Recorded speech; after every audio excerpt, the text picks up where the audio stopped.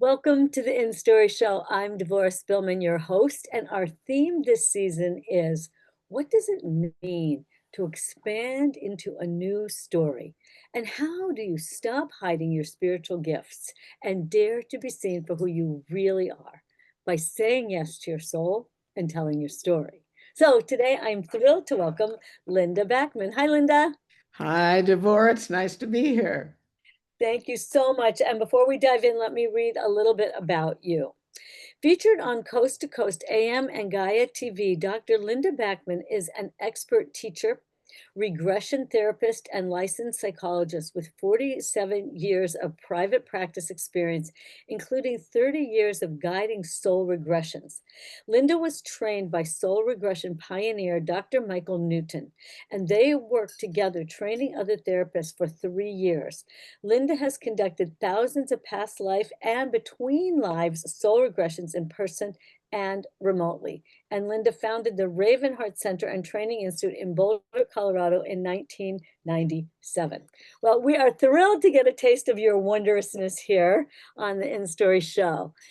So I'm asking everybody at the start of the show, what does expanding into a new story mean to you? It's interesting. I'll answer that, Devorah, in a couple of ways.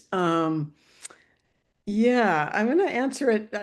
Sometimes I don't do this, but feels like I'm being prompted to. So, in terms of my work, in terms of an ongoing practice that I have done for many years, but I still continue to find it fascinating. My story expands by virtue of what I learn from clients pretty much week in and week out. And it's interesting. It's almost expanded for me because, or maybe forget the almost.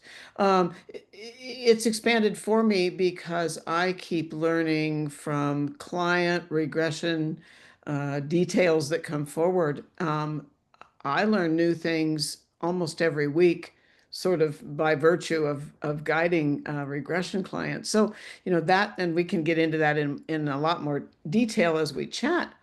But when people, okay, so they listen to my bio and it's like, well, here's, this person, Linda Backman, who's a psychologist and she does regression.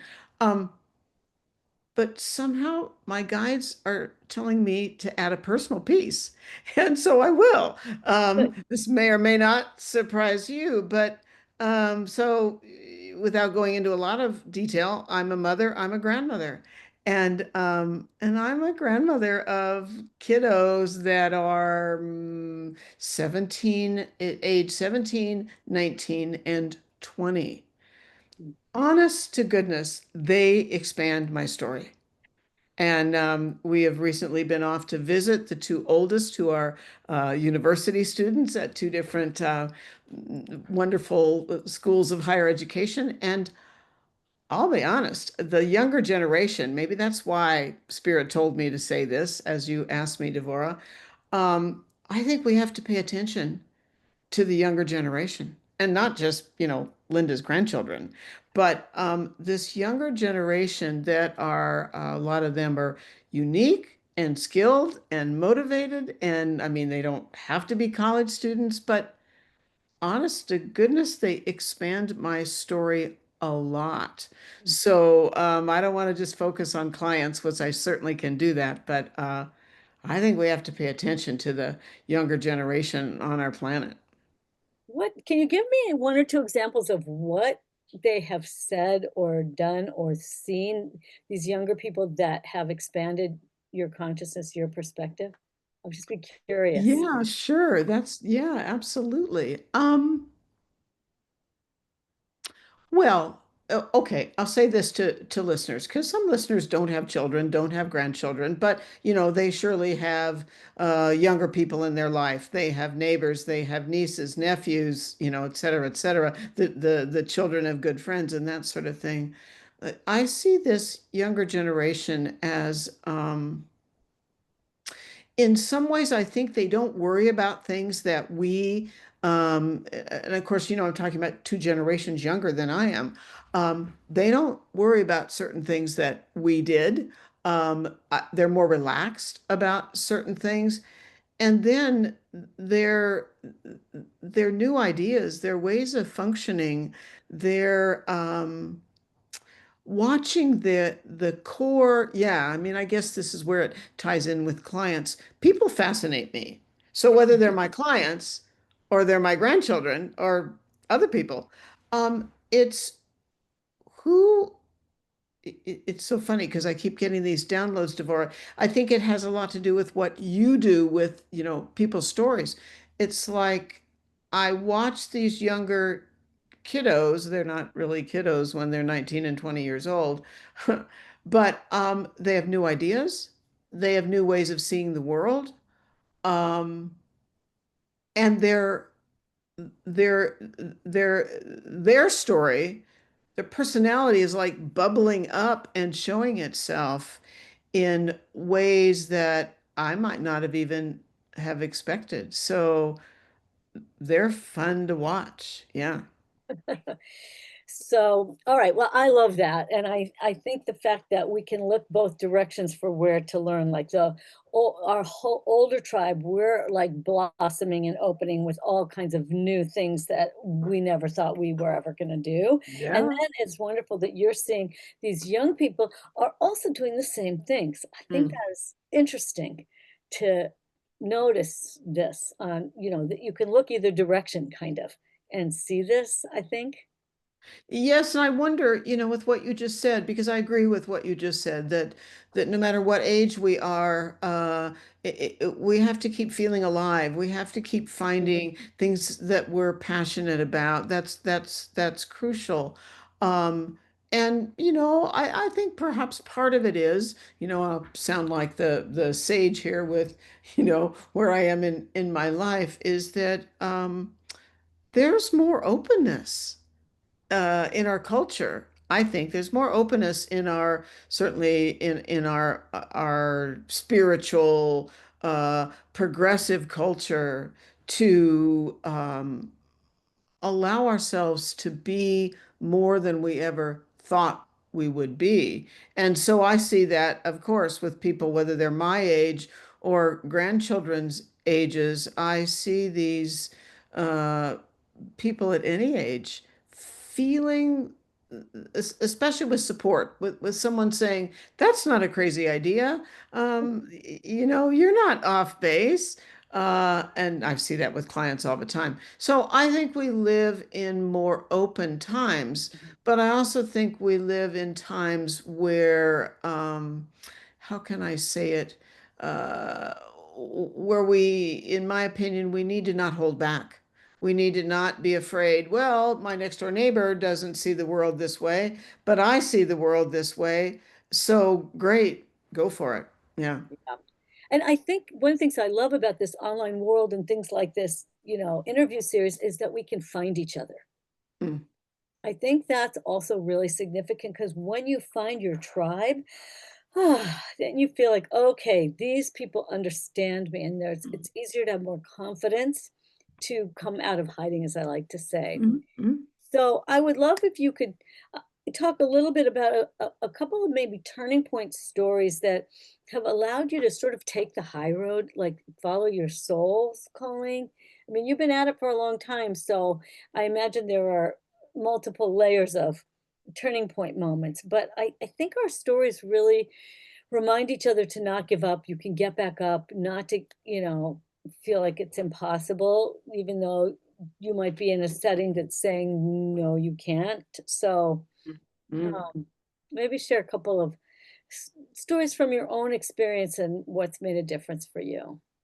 Yeah, I mean, I think that and I know the context of your stories and people that come and share with you are people. We use this sort of broad-based word that people that are spiritual, Hmm. um, and so spirituality has changed so much. And obviously, I'm sure listeners know it's not like we're never talking about something that we might call religion, but we're talking about something way beyond the whole notion of, structured, we might say boxed in teachings.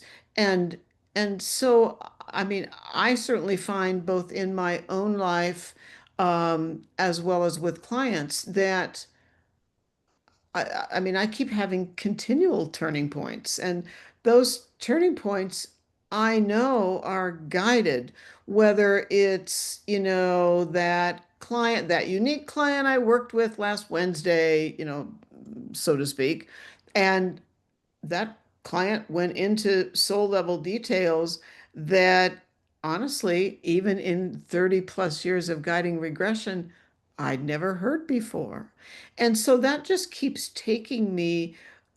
It's almost like the the lens. It's like if I have a camera that has a telescopic and a wide lens, possibility, it zeroes in more specifically, but it also widens the perspective of, who are we as souls? Where do we come from? Why are we here?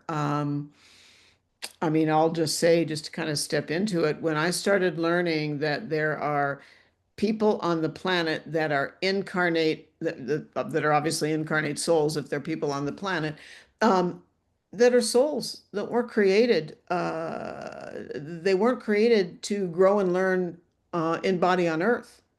They are. So I work a lot with clients um, whose souls come from outside of Earth's spiritual frequency. And I mean, if you'd asked me even 25 years ago, as I was beginning to guide regression, what I knew about that, I'd say not very much. But now I've learned and learned and learned primarily from clients. So, did you go through a struggle as a psychotherapist to bring this domain into your work? Oh my gosh, good question. And especially for others who I know, I have people I work with that are struggling with things like that. The answer is absolutely yes.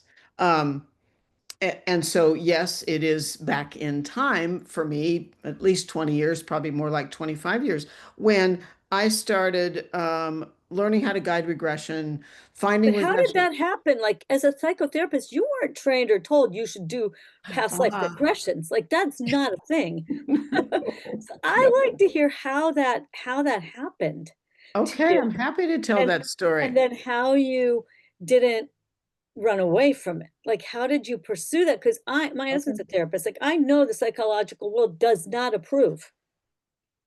Yeah, So I yeah, want to yeah. know how this happened. Okay. Okay. All right. I'm happy to tell that story. I could not remember whether I've told it before with you, but anyway, okay.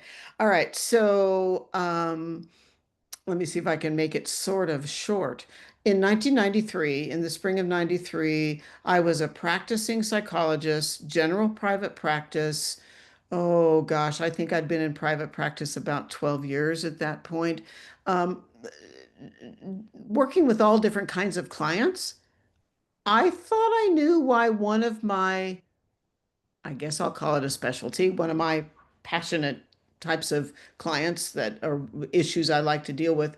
I thought I knew why I was very focused in part on death, dying, grief, chronic illness, chronic pain. I did a lot of work with clients in that sort of genre of topic. And yeah, I mean, I thought I had, because I'd learned about grief through some of my own losses earlier in my adult life.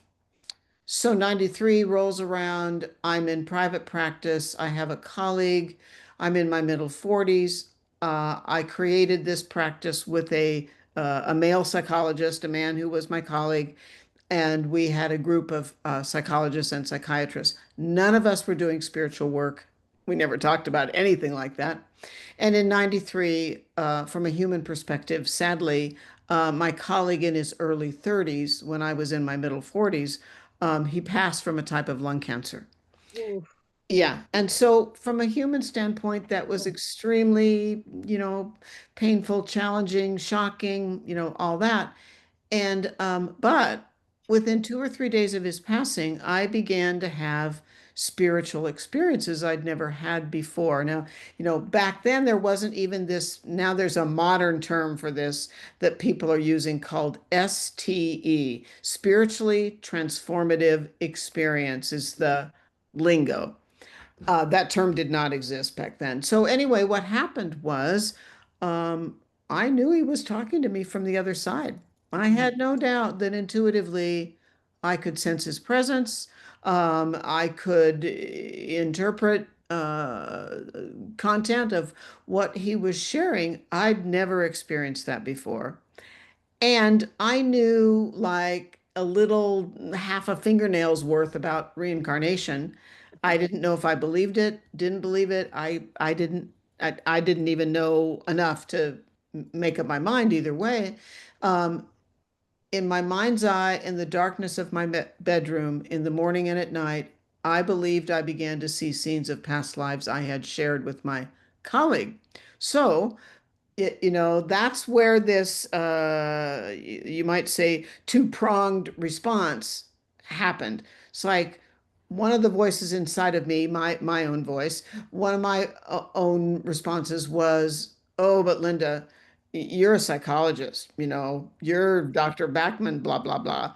And psychologists don't do this kind of work, Linda, so you better forget about what's going on, or people will think you're really crazy.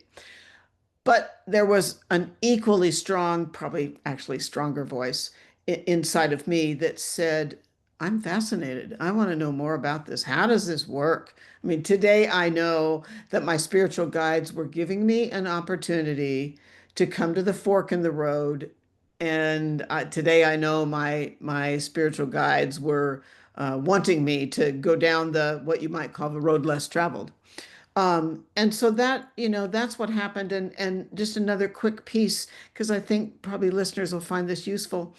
Um, so of course, I was married to my husband, same husband I still have.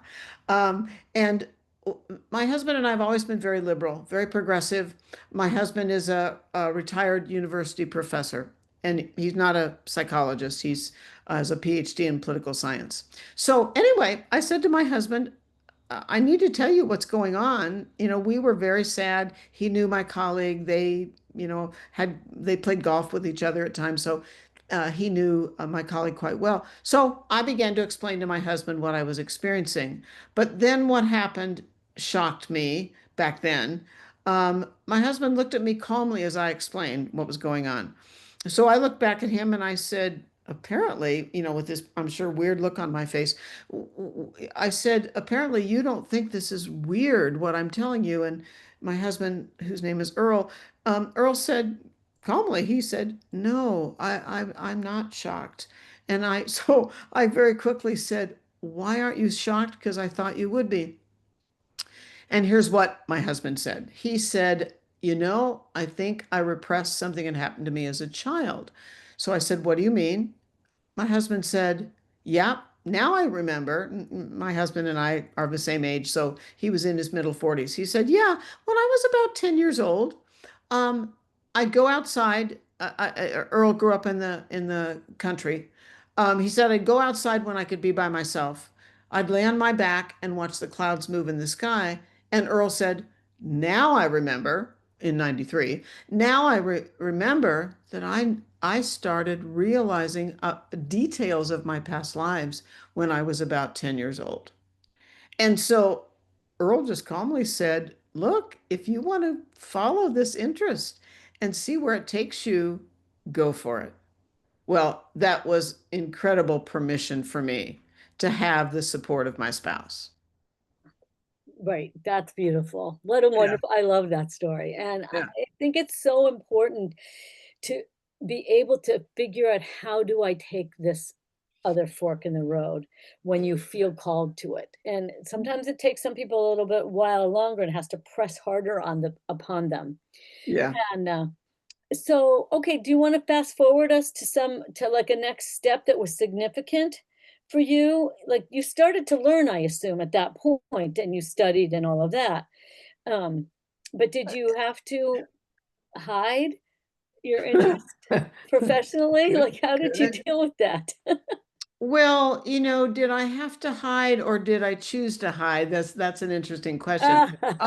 Yeah, I mean, I started reading everything I could put my hands on that felt grounded. I mean, I was searching for grounded material. I started going there was an organization. It doesn't exist any longer, although there are other new ones. But so I found a conference on past lives. I found training. And so I started walking down that road, but but is an important word, but I was nervous. So Mhm, it's like it took me, oh gosh, at least a couple of years to get brave enough to sort of step out into the light, so to speak, and let this work take me where it needed to take me mhm, and where I think that this is what happens for people when we hit these segues in our life is that there's different voices going on inside of us. Part of us says, well, who's going to believe me? Or who, my spouse, my neighbor, my best friend, my children, whoever it might be, they're going to go, what? And actually, I mean, I had young adult children at the time, many years ago. Uh, and I mean, my children who are in their 50s now, but my children didn't expect mom, and then ultimately my husband is as spiritual as I am. So it took them a while to adapt. So it just was very gradual. I started sprinkling a little bit of regression into my practice. Ultimately, I reached a point, and I'll say this again because I think it probably helps listeners. Um, as my regression work grew, I was trying to straddle conventional psychology and spiritual soul level regression work. And finally, one day, a very good friend of mine that was a spiritual person, but she was a therapist herself. Um, she said, Linda, what do you really want to do? Do you want to stick with conventional work, or do you want to go down this unique spiritual soul level regression path? Well, she knew what I was going to say. And I said, I want to go down the regression path. This was at least a couple of years after my colleague passed. And so it was good. She was so direct. She looked directly at me and she said, Linda, you're confusing your guides. Your guides are going to support you in what you want to do. And if you're trying to do both, they don't know where to put their energy. And so mhm. she said, up to you. But I think you need to decide which direction to go. Well, clearly everybody knows what direction I decided. But I needed her to tell me that. Mhm. That was important. Yeah, I think that's true. There is this point where you need some kind of support to not hold the energy all by yourself, Right. right? And even now, have people who've been nurses or CEOs or other kinds of business people, but they have this whole spiritual soul calling, and it does take some work to, I like to call it, to shape it, Mhm. to get Mhm. the shape of it. But I would love to hear now a little. I'd love you to fast forward to what have you discovered and are you discovering that is just amazing to you? Mm. Like, like what do you know now that you never knew before? And why does that matter? Yeah, let's see. How do I encapsulate that? Well, a lot of things, but what I know is we always come into body with purpose. Um, we often, if not always, come into body in this come in we come in with a life agreement, with a soul agreement. And it's not just a purpose. Sometimes people will come for regression and they'll say, I need to know what my life purpose is. And I gently correct them and say, I'd prefer you say life purposes because I don't think we have just a purpose. Um, but what what I've learned more and more and more is what makes us, especially as spiritual people, um, why are we here? Where do we come from? Who guides us? Uh, yeah, I'll say, for what reason do we feel and usually know we're different than a lot of other people? And and I want to just use the term change makers because spiritual people that are willing to be who they are and know they're not the norm on the planet, that means, in my opinion, you're a change maker. And you're willing to push the envelope. And so I've discovered a lot. I've discovered that some souls are created to primarily evolve lifetime to lifetime over and over on Earth. So this is what we call an Earth-based soul. But then there are other people who know they're even more different than a lot of other people whose their higher self comes from somewhere outside of Earth's energy, or their higher self comes from the angelic realm. Mhm. So I've learned a lot about there are basically three types of souls or three areas of the origination of our soul, and it makes us unique and different. It might mean we are diagnosed with some unique autoimmune disorder, but that's only because we're not used to functioning in the human body. It might be that it's a child and this child has what today we call learning differences. Why? There's nothing wrong with that child. They're just a soul, perhaps they're just a soul that doesn't usually incarnate on Earth. So I've learned a lot about where we come from, why we're here, what our agreements are, who our support system is, and a lot about that. Do you think it's helped parents to be more to parents you've worked with and their children to have different expectations, different labels, different ways of relating to kids who have these things? I mean, absolutely, yes. It's like, let's not, to use a fancy psychology word, let's not pathologize. Let's not, put this into the category of something's wrong with this child.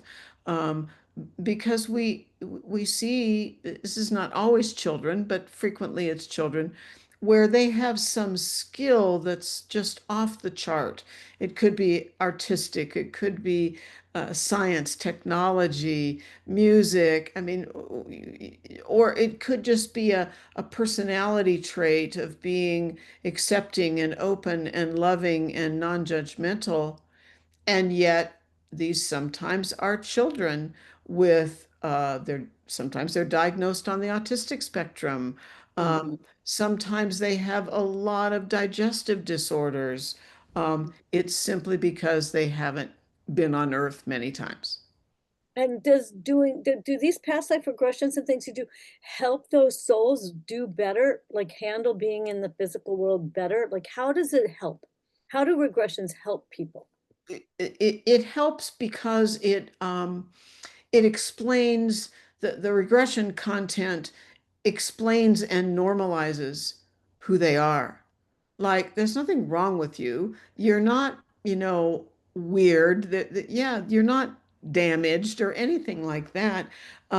These are skills you're meant to have. And what sometimes comes along with those skills is you're lactose intolerant, you're yeah, but there's nothing wrong with the child or the adult. They happen to be unique and they're here to help our culture advance. That's yeah. All right. So, um, tell us a little bit about what your free gift is and explain a little bit about what it does and why it works so that people get a little understanding so that they can dive into this realm with you a little bit. Yeah, yeah. Okay. Well, the free gift relates to a course I taught recently, which relates directly to a book of mine that came out this summer. What's it And called? What's the book called? So the book is called Soul Design. And so soul design means what is what is the design of our soul? Meaning, what are our past lives? What is the origin of our soul? And what are the purposes of our current life? In other words, yeah, what design, what foundation and explanatory understanding about yourself um, will help you know why you're here and who you are. And so the free gift is a class that I taught basically about soul design, types of souls, why we come into body, who our guides are, and all of those kinds of details. Beautiful. And so what's the free gift? The free gift is one of the classes. And so where I'm teaching about soul design. So how do we figure out our soul design? What is that all about? What are the three types of souls and how do you begin to identify which of those types of souls you are? And then how does that help you? It explains who we are and why we are the way we are. So it explains qualities that in the past we might have said there's something wrong with me or why am I so different. It basically takes that abnormal label that we might be laying on ourselves and just turns it into this is me. There's nothing wrong with me, and I'm not abnormal. I just love that so much. Like, this is for me what expanding into a new story means. Like exactly the work you're doing. There's a new story for you to say to yourself about yourself, Mhm. right? And I feel like that work you're doing is giving people access to that more expanded story that we just didn't have access to. Yeah, totally. Totally. I mean, it's no different than me deciding I wanted to do regression. It's like Right. I now know why I got into that, but in the beginning, I didn't understand myself. Yeah, Right, right. But it fit with your whole search as a psychotherapist to help people understand themselves and to feel more at home in this world and with their lives. But this was a tool that was given to you that expanded that, totally. you Totally. I know. mean, it just, it again, it's about normalcy versus there's something wrong with me. Right, right. Well, we've just expanded normal to be a lot more abnormal than we used to think normal was, right? Totally. Totally. It's not we're not so into that kind of normal anymore, I think. We're sort of over it in a sense. All right, before we wrap up, leave us with a couple of last thoughts to take with us. Yeah, I would say to people, what are you passionate about? Um, Dive deep into and try not to shut yourself down. What are you passionate about? What do you love to do? How do you love to spend your time? What do you want to learn more about? Because what we're passionate about is an aspect of why we're in body. It's an aspect of why you're here.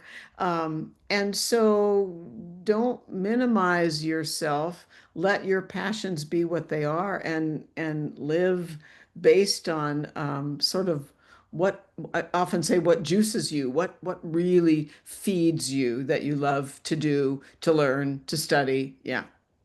With you 100%. For everyone watching, sign up for the free gift. Go deep if this lights you up. Part of the whole point of this in-story show is to inspire you to do what Linda just said, to say yes to your soul, to your passions, and to stop hiding your spiritual gifts. So, Linda, thank you for not hiding yours.